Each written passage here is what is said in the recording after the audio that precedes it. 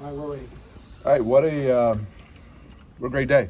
What a great day! And it's always exciting to talk about individual success and what that means for our program is something that we can sure accentuate all the positives that have happened for Kofi in his time at the University of Illinois. And it's a great day that a kid came here as a young guy and hadn't been in a high school all-star game and leaves here as a two-time All-American, one of the most celebrated players in our history. And his jersey will hang here. And he's accomplished so much, and for him to reach his dreams and chase his dreams is what this is all about. Every young person, no matter what their degree, comes to college with the mindset of chasing a goal and chasing a dream, and that's what Kofi's doing. And he's gotten better. He's improved each season. He's made a lasting imprint, not just in our program, but in the Big Ten, and he's done that on the national scale as well. So we're excited for him, his opportunities. He's going to play big boy basketball, and that's what his goal and dreams are, and very, very excited for him, very proud of him for all the work he's done and the ability to go from a relatively unknown in high school and position himself to be one of the all-time greats. A lot of people involved in that, assistant coaches, staff, Adam Fletcher, helping him get there, and so we're excited, and it's really a great day to be able to talk about guys moving on, and we've got to continue to do that here, and that means success, and we're excited for the next group of guys that will reach out and make those same decisions.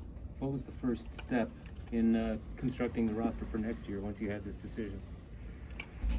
Well, I mean, I don't know if there's a next step. The portal's chaos. I mean, it's truly chaos. I mean, you got 1,300 people in there. I think one of the big factors is we got to find out who gets in school at the University of Illinois. That eliminates a lot of them, and and then the reality is, until Kofi's made this decision, nobody was coming here. We could think one thing, we've done that before, and you're still not going to fill those spots until that final announcement has been made. So the portal is very fluid. It's something that we're dealing with on a daily basis, and then we've got to not just break down film and numbers, but we've got to look at transcripts and the academic part of that as well to see who fits here. Brad, obviously you changed a lot of what you do to center around a talent like Kofi's, a different kind of player. As you construct moving forward, how do you expect to play different, or what kind of piece do you look for that makes you different? Yeah, I think that we will get back to playing a little faster. Obviously, we're excited about this freshman group and what they bring. From that standpoint, I think that we've been excited about Dane and what he's done. Although he has not played a game yet, I'll preface that. But he's extremely talented. He's a tremendous ball handler, passer. So the game will open up. I expect us to open the floor up a little more than with Kofi, but we still got a little time to figure all that out and see how the roster pieces together and what that looks like. Coach, do you feel like Kofi can show the pro coaches a skill set that maybe he didn't get an opportunity to show at the college level? Yeah, I think there's the pro game's so different. Mainly on the defensive side. Everybody wants to talk about offense and do you pick and pop? Do you pick and shoot threes? Do you do that? I tell every young guy, same thing I told Io, eliminate offense. How do you play defensively, and how do you make it? Because there's a lot of max contract guys in the NBA that are getting plays run to them, and they're going to run those plays for a reason because they've earned that right. But defensively is how you make your impact, and can you guard out on the floor, and can you guard ball screens, and how do you do that? And the 3 seconds in the paint defensively is a major difference in the games, and that's what Kofi's going to have to prove. Kofi's impact obviously was felt on the floor, but just talk about how he was off the floor, because that smile will kind of live on in Illini history. Yeah, it should. It should. I say this all the time. He never had a bad day, and it was infectious. He's a guy that always brought a sense of humor. We all look for athletes and players that aren't energy vampires. They don't suck the life out of a locker room or a practice. Kofi was just the opposite. He brought that attention. He brought that fun-loving, dancing charisma to our team, and that'll be hard to replace. Not just his physical tools, but his emotional energy was really good as well. Whether it be the NBA or overseas, how exciting is it knowing that you got a player who's going to go on for hopefully a long pro career, and just kind of the rewarding aspect of that, playing a small part and helping get him there? Yeah, it means we're getting good. It means we're getting the right guys, and that's important for the next set of guys to believe that we're.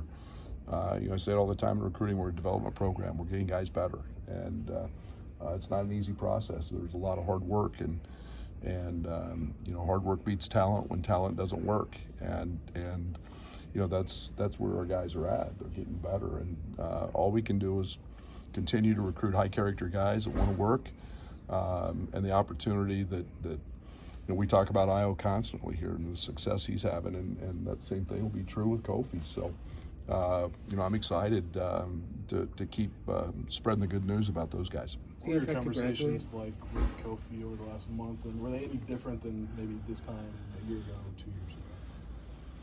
No, I don't think they were a lot different. I think that I think he felt like he's accomplished what he needed to, and being a first team All-American, growing, taking that to the next level from a second team All-American, and achieving so much and being the focus. He was a guy that was one of the top usage guys in ball screens 2 years ago to a guy that was top usage in post-ups this year.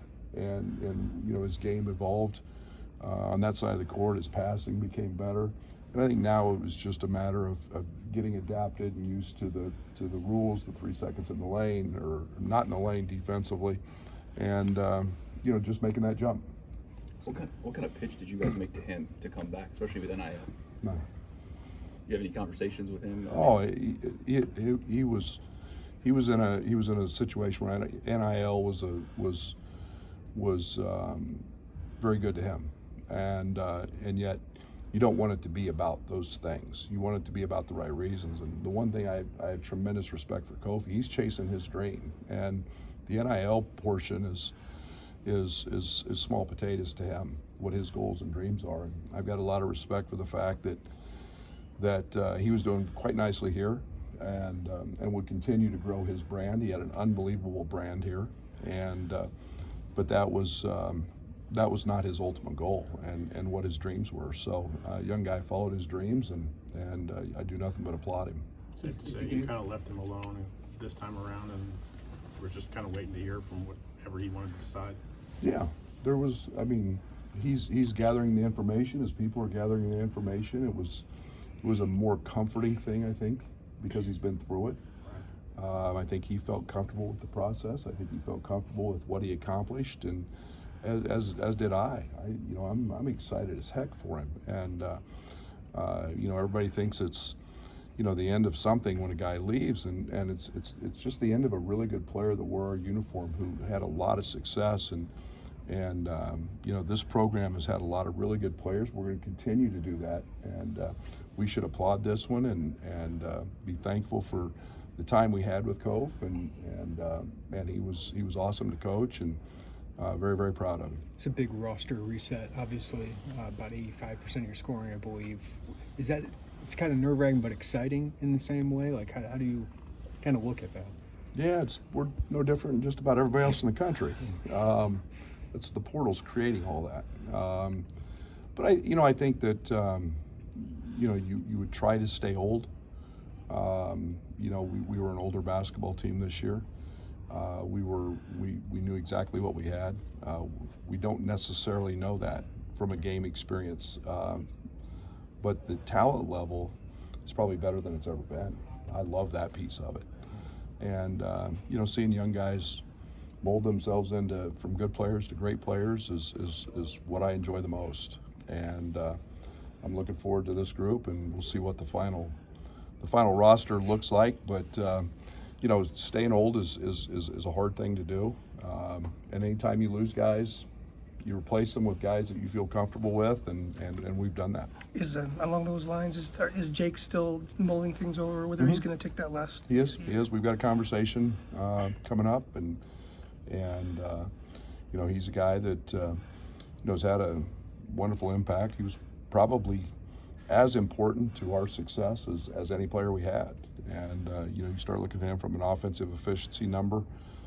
With him and compared to without him, he was at the top of made us one of the top teams in the country in efficiency, and so he's a valuable piece, and he's a great leader. So we'll have conversations and see what what his options are. His shoulder, how is it? It's, as far as I know, he's doing great with it. Who do you look for leadership now, Brad, given the lack of experience there? Yeah, you know, I think obviously, I think you start looking at Coleman. I think you start looking at guys, Luke Goody, RJ. I think, Dane has been a part of a national championship locker room. And I think we've got guys with natural leadership abilities who are ready to blossom into that role. And a guy that, we just signed is not afraid of that role. He's done that his whole life, and he's already reaching out, connecting with guys. And so we'll see how it all evolves once we get the group together here in the summer. And it kind of happens organically, which is sometimes the best way to have that. What type of changes have you seen in Dane, even just in a few months with coaching staff and maybe with Fletch? Well, about 25 pounds gone.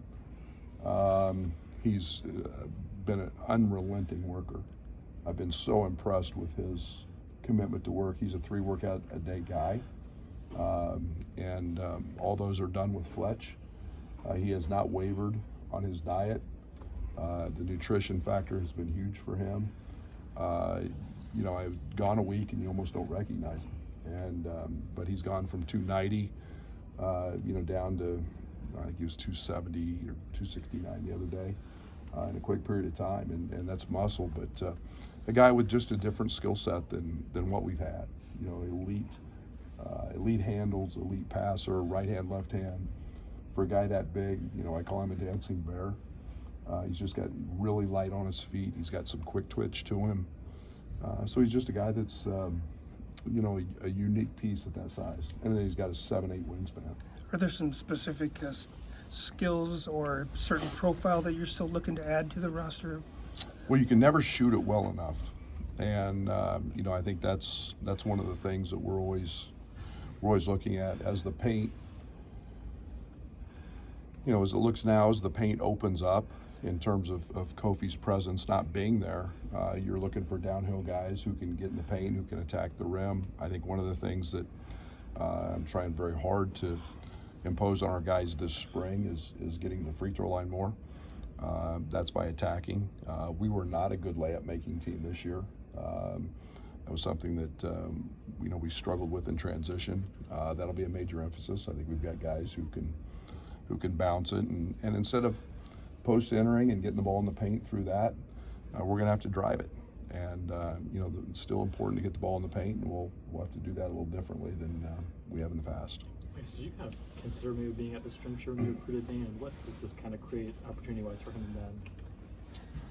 Yeah, I think it's great opportunities for everybody. As I think Jeremy mentioned, you want to call it a reset. We're losing some guys, so with loss of guys come opportunity. And Ben's a guy that we beat Michigan State, and he was a starter, and he impacted the game. And you look at Coleman played 3, 4, 5 for us. You look at Brandon Lieb, is a guy that can be an elite runner and has made those strides. And obviously RJ was absolutely fantastic towards the end of the season and got sidetracked with the appendicitis. But Luke Goody, you won't recognize him with what Fletch has done with him. So I'm excited about all these guys and the opportunities that are in front of them, and then you find out as their roles change, who can handle the heat, so to speak.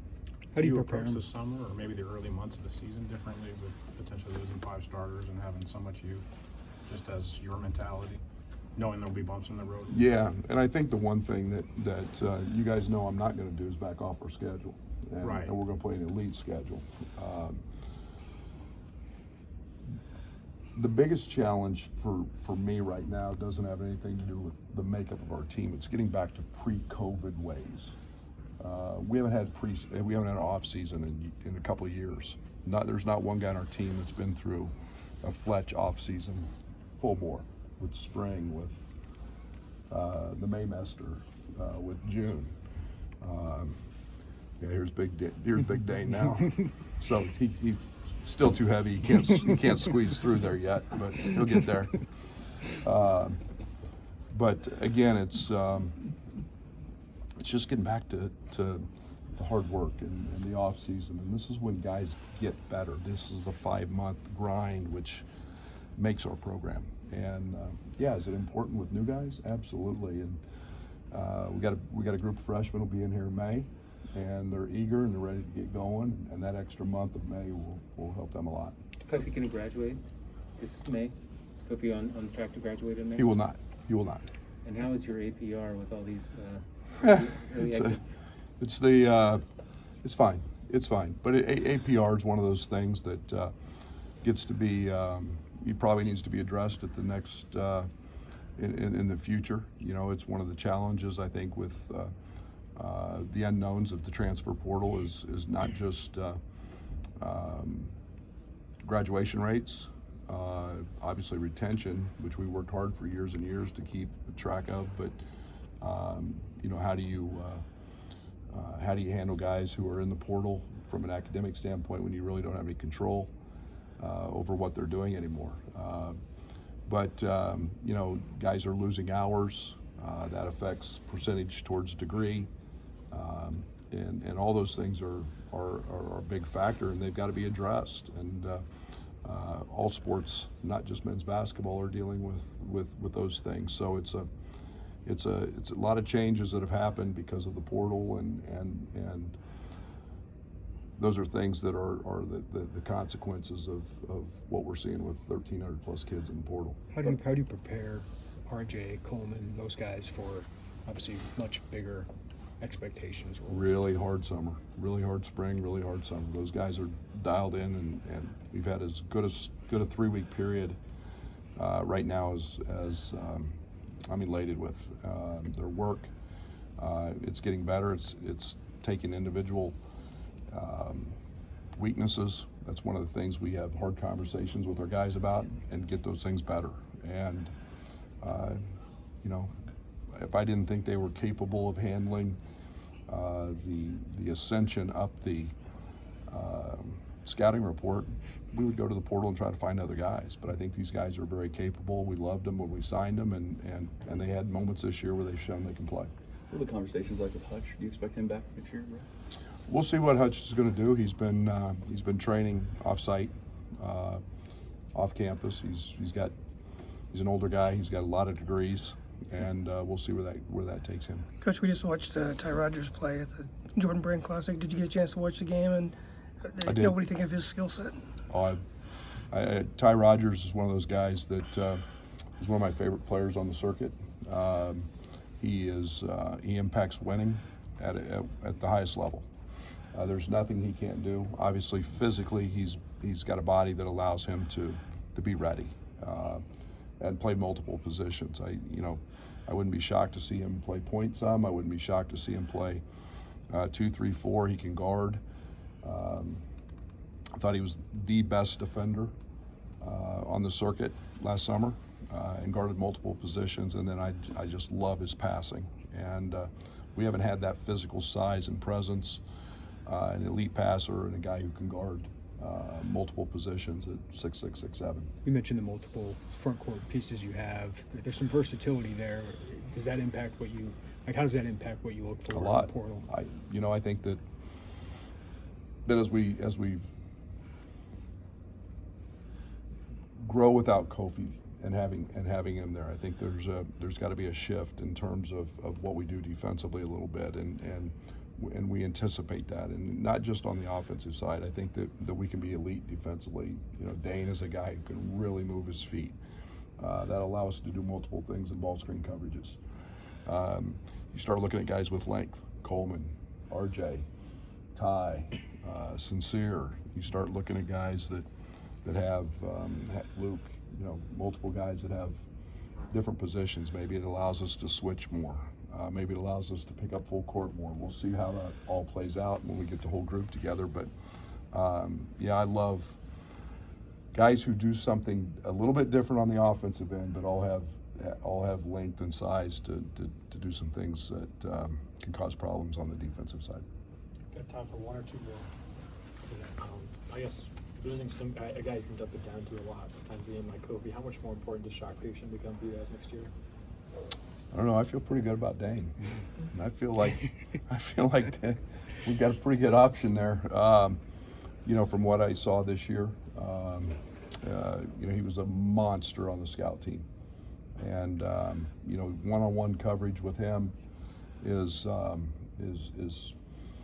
he's pretty gifted. So I think we'll just be different. I think that obviously Epps, Sky Clark, Sincere, all three of those guys are elite shot makers, and those are guys that get the ball where they need to get it, and that'll be a different approach for us. Something to just beat somebody one-on-one. So Ty is another one, does the same thing. So we set out to accomplish that in recruiting, and the staff did a great job of fulfilling those needs. So we'll be different, but that's okay. I'm not afraid to change. But how does it help you to get ahead in recruiting?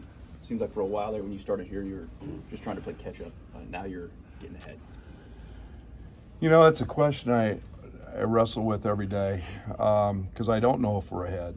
I don't know. Obviously we've got commitments in 24, which I can't talk about, and you're excited about those, and yet the identification of what your team looks like. I'm sitting there, I ask our guys today, why am I going out this weekend? We've got 22s to still get. You don't know what your team is going to look like from year to year.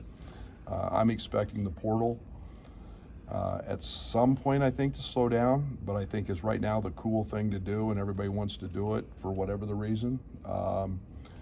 It doesn't matter who I talk to, nobody knows the roster yet. So I don't know if we're truly ahead, but I do feel great about the guys that have pledged their allegiance to the orange and blue. Anything medically that would preclude somebody that being here in June that you expect this summer beyond maybe Sky? No, and I think Sky's going to be great. So I think he's going to be in a good place. So no, I think we're all in a, knock on wood at this point in time, I think we're all in a really good place medically, which is something that, how many games we miss? 68? 68 games totally missed this year. So anytime I get a medical report that doesn't have anybody on it that's drastic is pretty good. So.